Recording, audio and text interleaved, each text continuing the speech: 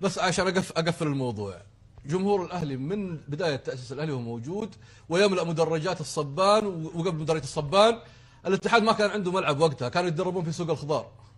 معنى كلمة هياط ذكر في لسان العرب بعض تصاريف الأصل مثل هياط ومهايط ومهايطة، ولها معاني متعددة أهمها صياح وتعالي الأصوات دون معنى وشر وجلبة وكذب وإقبال وإدبار لغير هدف أو فائدة، تضليل للحقائق، ومن المعيب أن يتكلم الشخص دون إسناد، وردا على الهياط. نسمع ما ذكره لاعب الأهلي السابق وحيد جوهر في جمهور الأهلي والاتحاد في فترة زمنية ماضية، فترة سوق الخضار التي أدلى بها أخينا الناقد الرياضي صاحب مقولة سوق الخضار. جماهيرية الاتحاد والأهلي مين كان أكثر؟ صراحة إيه؟ صراحة جماهير الاتحاد ما يعلى عليه، حق جماهيرية ما يعلى عليه.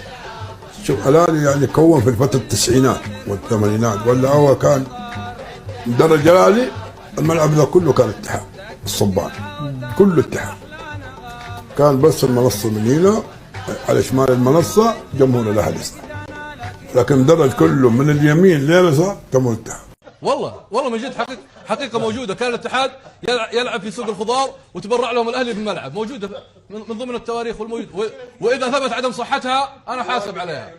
يا ترى مين رايح يحاسب عليها؟ لا يهمنا إذا اتجه الناقد لطريق الهياط، يهمنا أن ننقل لكم الحقيقة، ليس دفاعا عن الاتحاد أو التنقيص بالأهلي، نراها أمانة ننقلها للأجيال القادمة، لرجال عاشوا تلك الحقبة.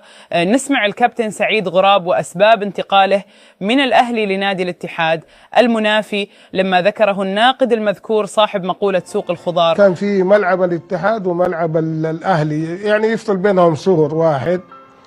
فكان عندنا تمرين ذاك اليوم في أشبال الأهلي طبعا، والمدرب ما جينا، جو لنا نفرين ثلاثة احنا اللي جينا، قال ما في تمرين اليوم، فرحنا نتفرج على مين؟ على نادي الاتحاد. وكان ذاك اليوم بالمناسبة كان الأشبال اللي بيلعبوا حقونهم، لأنه ما كان في الأول اللي عندنا أشبال فريق أول، ما في عندنا لا أولمبي ولا عندنا براعم ولا عندنا مدارس ولا هذا الشيء، هذه جديدة طلعت علينا الآن.